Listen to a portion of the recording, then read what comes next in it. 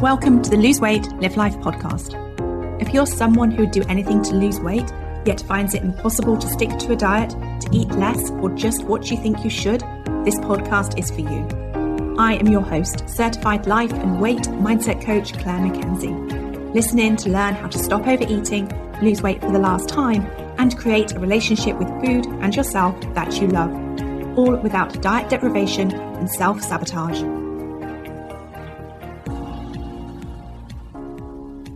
Hi everyone, and welcome to the Lose Weight, Live Life podcast, episode number 154, Daily Habits for Lifelong Weight Management. Today I want you to think about whether you are prepared to do all the things that you may be doing to help you lose weight today for life. You will likely know by now, if you've been a listener of the Lose Weight, Live Life podcast for a while, that my approach to weight loss is to figure out how you came to be a different weight to the weight that you want to be, and then use everything that you learn as you're figuring that out as your starting point to help you lose your weight and manage it for life. So the reasons why we find ourselves overweight, I believe, are a combination of everything that is going on for us in our bodies, our brain, our mind, and our emotions when it comes to all things food, and what's going on for us in our relationship with ourselves, and also how we think about our lives. And unsurprisingly, when we think about lifelong changes that we're prepared to make for weight wellness, we tend to focus on the food. And of course, that's important. But what I want to focus on today is some non-food changes that can help you both lose weight and manage your weight for life. And whether you're already doing some of these things or not, I want you to contemplate whether or not you would be willing to do them for life. And when you answer that question, consider your reasons why and your reasons why not. And so I have handpicked 5 tactics that will help you lose weight that are not about what you eat. And I want you to consider whether you would be willing to put a stake in the ground and embrace them for life. And the 5 tactics that I've chosen are: number 1, a daily check-in with yourself and setting your intentions for the day. Number 2, daily appreciation of your life and yourself. Number 3, asking yourself what you can do to take care of yourself today. Number 4, anticipating obstacles likely to come up as a part of your day that may have previously led you to overeat or emotionally eat. And number 5, planning what you will eat ahead of time. And note also that when practiced regularly, all of these can be done easily within 20 minutes. So let's take each in turn and explore how, by just taking a few minutes for each day, they're going to help you manage your weight for life. So number 1 was a daily check-in with yourself around setting your intentions for the day. I suggest doing this the evening before or very early when you first get up at the beginning of your day. And whilst this can be done relatively quickly, it's important that you pay attention to being in the moment with yourself when you do this work. This looks like you giving your full attention to the day ahead and asking yourself, what is important for me today? You can ask yourself, when I get into bed this evening and put my head on the pillow, how do I want to feel, and what will make me feel that way? Feel good, feel accomplished, feel proud, feel grateful, feel pleased, whatever it is. How you interpret the question of what is important for you each day will be different for each and every one of you, and it will be very different on different days too. Some days what's important to you might be about being productive and achieving a work deadline. Other days, it might be all about connecting with a friend or a family member. Other days, it might be about prioritizing self-care. And some days, that self-care may be all about eating to nourish yourself whilst losing weight, or it may be about something entirely different. The thing is, most of us don't do this. Most of us let the day unfold and we go along for the ride. This is about you taking the driving seat of your day, making it go where you want it to, instead of being a passenger to your day where you're not in control. So how does this help you manage your weight for life? Well, it helps in a number of ways.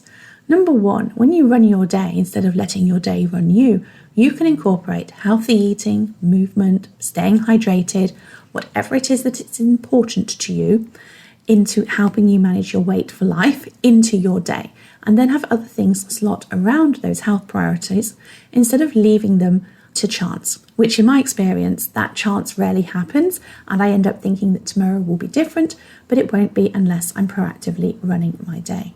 Okay, so then number 2 is about daily appreciation of yourself and your life. So practicing gratitude by acknowledging the positive aspects of yourself and your life might include appreciating your body for its strength and resilience, for example, or acknowledging your progress, no matter how small, and recognizing the positive aspects of your daily life. There are a number of ways that you can do this. One is that you can create a gratitude journal.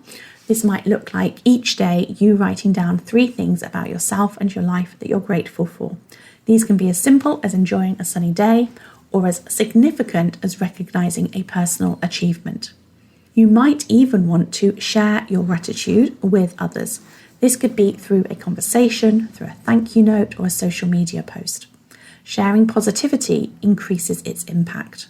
Reflect on how these positive aspects can support your journey toward weight wellness. For example, if you're grateful for a supportive friend, think about how this relationship can aid your weight management goals. Regular gratitude practice has been shown to improve mental health, reduce stress, and enhance overall well-being. This positive mindset is crucial in managing emotional eating and maintaining motivation for healthy living. The better you feel, the less of a desire you're going to have to eat to feel better. Number 3 is about asking yourself what you can do to take care of yourself today. This is about you prioritizing your needs, your physical health needs, your emotional well-being needs, all of them. It's about you recognizing that your most important role in life is taking care of yourself. Let that role slip and you won't be able to perform as effectively in your other life roles, from employee to business owner, or mother, or daughter, or friend, or colleague.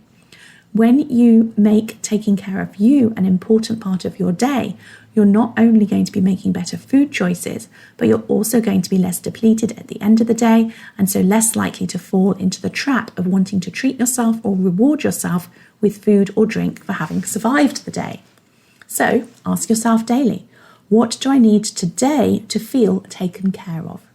And this could even include things like getting enough sleep, choosing nutritious foods, setting boundaries in relationships, or carving out time for hobbies and interests.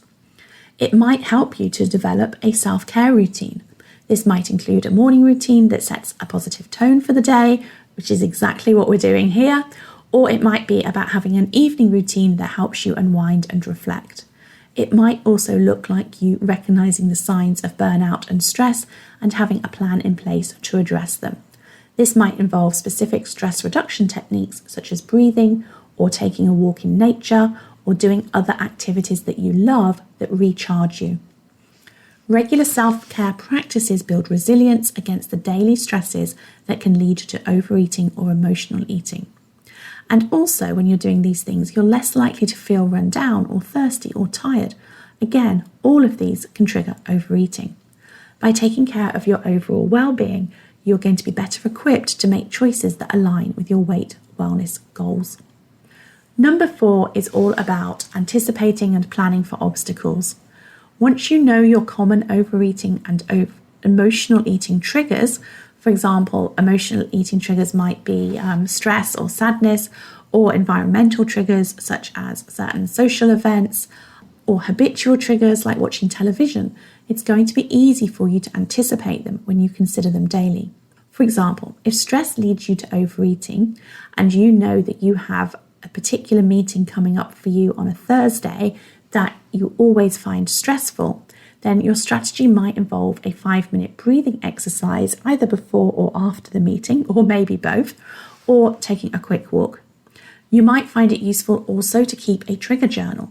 This might look like you noting when you feel the urge to overeat and seeing what the circumstances were and what you thought your thoughts were in response to that circumstance. Over time, you're going to start to see patterns that will enable you to plan better going forward and anticipate those obstacles. You can also practice alternative responses. You can mentally rehearse your conversations, like I call it talking back to yourself. When challenging situations arise, you can think about what your default response is going to be, your default thought pattern, and you think about how you want to talk back to that or up-level it or upgrade it. When you're prepared, you're going to have healthier coping mechanisms that mean you're less likely to turn to food. Being proactive in managing these triggers reduces the likelihood of falling back into old habits. Over time, your new responses are going to become your default, supporting your journey towards sustainable weight management. Number 5 is all about planning your meals in advance. Meal planning is about taking control of your food choices by using a different part of your brain to help you make the decision that will serve you for the long term and not just lead you to feel better in the moment. It's not about restriction. This is about you empowering yourself.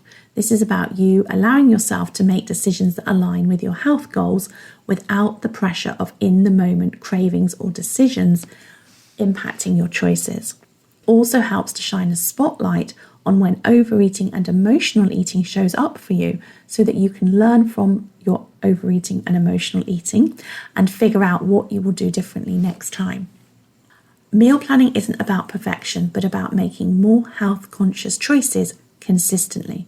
Okay, so as we think about integrating these tactics for lifelong change, I want you to remember that they are more than just tools for weight loss. They are foundational elements for a healthier, more balanced life. They're going to encourage mindfulness, self-awareness, and proactive living, all of which are essential in navigating our complex relationship we have with food and our bodies. And also consider that consistency is key. The true power of these tactics lies in their regular practice. It's not about being perfect every day, but about making a consistent effort and refining your processes as you go. And over time, these practices will become second nature, and you'll find that managing your weight becomes a more integrated and less daunting part of your life. And also remember, there is no one-size-fits-all approach with any of this. So adapt these tactics to fit your lifestyle, your preferences, and your goals. And be flexible and kind to yourself as you navigate your weight loss journey. Some days will be easier than others, and that is okay. Whilst these tactics are focused on weight management, their benefits extend far beyond. They're going to enhance your overall well-being, improve mental health, and foster a deep connection with yourself. And you'll likely find improvements in various areas of your life, from your work to your relationships with other people and to personal growth as well. Finally, remember that this journey is uniquely yours. Celebrate your victories, learn from the challenges, and always keep your long-term vision in mind. You're not just losing weight and learning how to manage it for life. You're building a life that values health, happiness, and self-respect. So, as we finish off today, I want you to reflect on these tactics and how you can incorporate them into your daily routine. Start with just one. Think about the small, manageable steps you can take starting now. And your journey to lifelong weight wellness will begin with the choices you make today. And embrace this journey with optimism and determination. And remember, you have the power to shape your health and your life one day at a time. That's all I got for you today. Thank you so much for being here and for listening. And take care. And I look forward to speaking to you next week. If you enjoyed listening to this podcast and are ready to live a more intentional life, lose weight as a part of that journey, and create a relationship with food and yourself that you love, then I would be honoured to have you join the Lose Weight, Live Life Academy membership and coach with me. The programme offers different levels of support to suit you, including self-paced learning, twice weekly calls, private coaching, an amazingly caring community, and lots more. Find out all the details about when and how you can join at www.thebestyou.coach/coaching.